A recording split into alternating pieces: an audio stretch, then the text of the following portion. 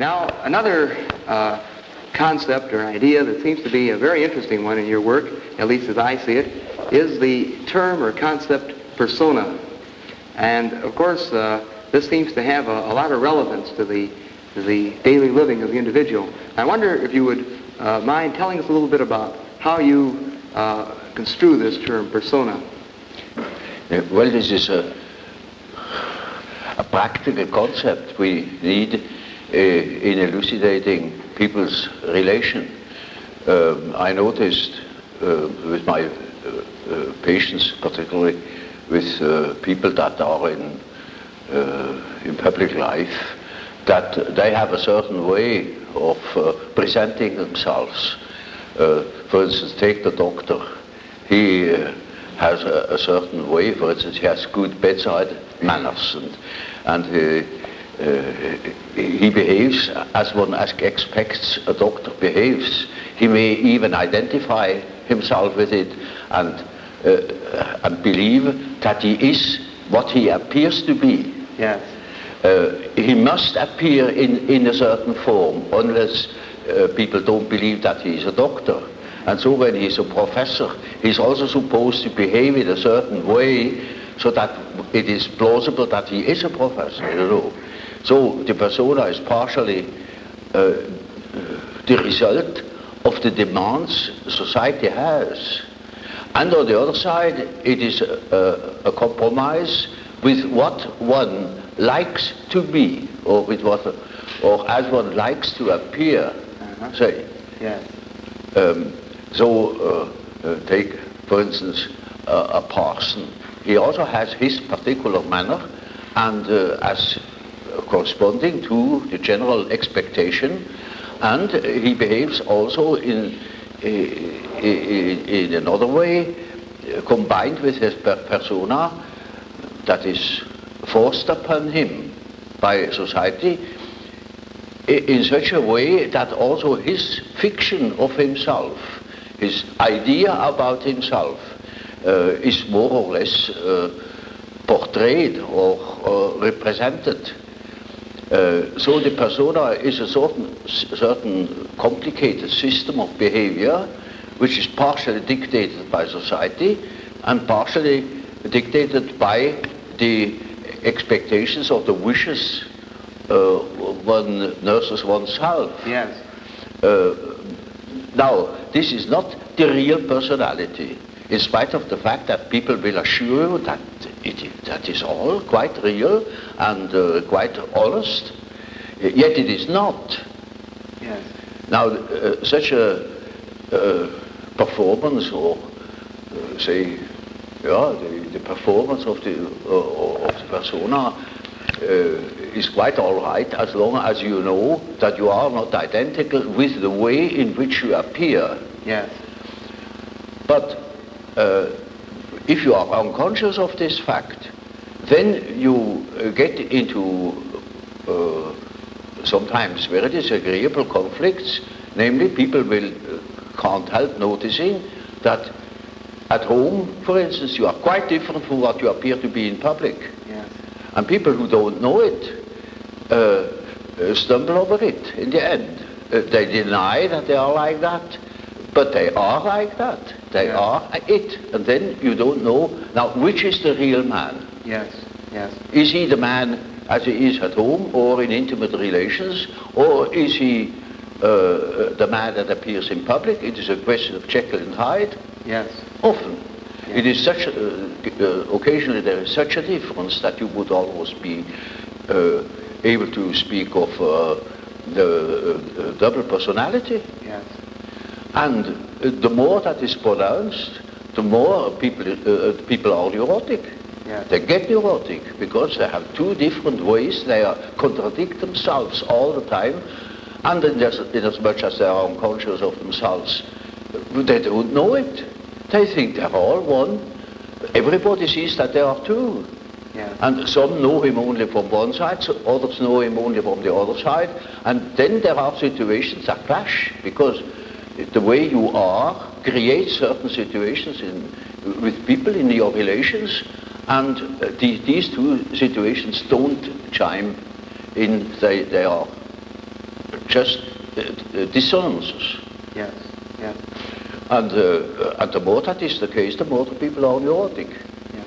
Actually, would you say that the individual may even have more than two personas? In other words, could he possibly... Oh, rarely. You know, rarely. we can't afford it very well to play more than two roles. But there are cases, for instance, where people have up to 5 different personalities. Yes. In cases of dissociation of personality, where, for instance, the one person, say, call it person A, doesn't know of the existence of the person B, but B knows of A. Yes. Or there may be a third personality, C, that doesn't know of the two others. Yes. You see, there are such cases in literature. Yes. They rare. are rare. Very the rare. ordinary case is just an ordinary dissociation of a personality. Yes. One calls that a systematic dissociation, Yes. in contradistinction to the chaotic or unsystematic dissociation you find in schizophrenia. Yes. Now, you distinguish between the term persona and the term ego. In other words, as you see them, they're two different things. Yes? Yes. Oh, yes. Now, what is the difference between the term ego, as you see it, and the term Well, persona? you see, the ego is supposed to be the representative of the real person. But as I say, for instance, in the case where B knows of A, but A doesn't know of B, Yes. in that case, one would say the ego is more on the side of C. Yes. Because the ego has a more complete knowledge, and Yes. A is a split-off personality. Yes. Now, you also use the term self. Yes. Now, the word self, then, would this have a different meaning than, say, ego or Oh, yes, persona? oh, quite, oh, yes. You see, when I say self, then you mustn't think of I myself, because that is only your empirical self, and Yes. that is covered by the term ego. Ego, yes. But when it is matter of the self, then it is matter of a personality that is more complete than the ego, because the ego is only consists of what you are conscious of. Yes, yes. Your awareness. Yeah, what you know to be yourself. For instance, in our example, B that knows A, and A doesn't know B, B is relatively in the position of the self. Yes. Namely, the self is on the one side the ego, on the other side the unconscious personality, which everybody is in the possession of everybody, not in the possession. Very often it is just the other way around, that the unconscious is in possession of consciousness. Yes, yes. But that is a different case. Now, you see, while I am talking, I am conscious of what I say, Yes. I am conscious of myself, yet only to a certain extent. Quite a lot of things happen. For instance, I make gestures. I'm not conscious of them. Yes. They happen unconsciously. You can see them. Yes. I may say or use words, and I can't remember at all having used those words, or even at the moment I'm not conscious of them. Yes. So any amount of unconscious things occur in my conscious condition. I'm never wholly conscious of myself. Yes. While I'm trying, for instance, to elaborate an argument, at the same time, there are unconscious processes that continue, perhaps a dream which I had last night. Yes. Or a part of myself thinks of God knows what. Yes. Or of a trip I'm going to take, or of such and such people I have seen, or when I am at writing a paper, I'm continuing writing that paper in my mind without knowing it. Yes. You can discover these things, say, in dreams, or if you are clever in immediate observation of an individual, then you see in the gestures or in the expression in the face that there is what one calls une arrière-pensée, Yes. something behind consciousness. Yes. So that you have finally the feeling well, that man has something up his sleeve. Yes. And you can even ask him now, what are you really thinking of? You're thinking all the time something else, yet he's not conscious of it. Or he may be. There are, of course, great individual differences. There are individuals who have amazing knowledge of themselves, of the things that go on in themselves. But even those people wouldn't be capable of knowing what is going on in their unconscious. Yes. For instance, they are not conscious of the fact that while they live a conscious life, all the time a myth is played in the unconscious. A myth that extends over centuries. Yes. Namely, archetypal ideas, a stream of archetypal ideas that goes on through one individual, through the centuries. Yes. You see, it is like a continuous stream, yes. and that comes then to the daylight in the great movements. Yes. Say in political movements or in spiritual movements. For instance, in the time before Reformation, people dreamt of the great change, and that's the reason why such great transformations could be predicted. Yes. If somebody has been clever enough to see what there is going on in people's mind, in the unconscious mind, yes.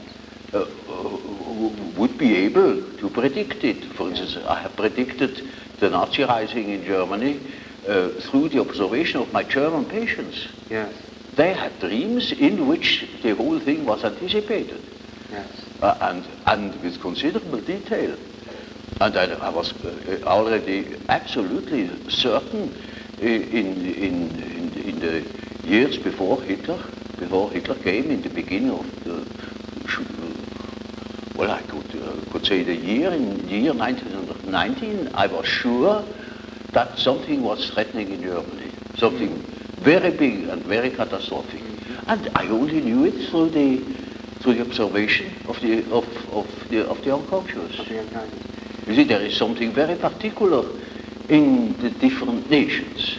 This is a peculiar fact that the archetype of the anima plays a very great role in Western literature, French and Anglo-Saxon, yes. not in Germany. Yes. There are exceedingly few examples in German literature where the anima plays a role. Yes. You know, that simply comes from the fact that not one woman is buried unless she is buried as Alt-Kaminfegersgattin, at least. Yes. Yes. She must have a title, otherwise she hasn't existed. That's right. That's right. And so, you see, it is just as if, now mind you, this is a bit drastic, but it illustrates my point. In Germany, there are no women.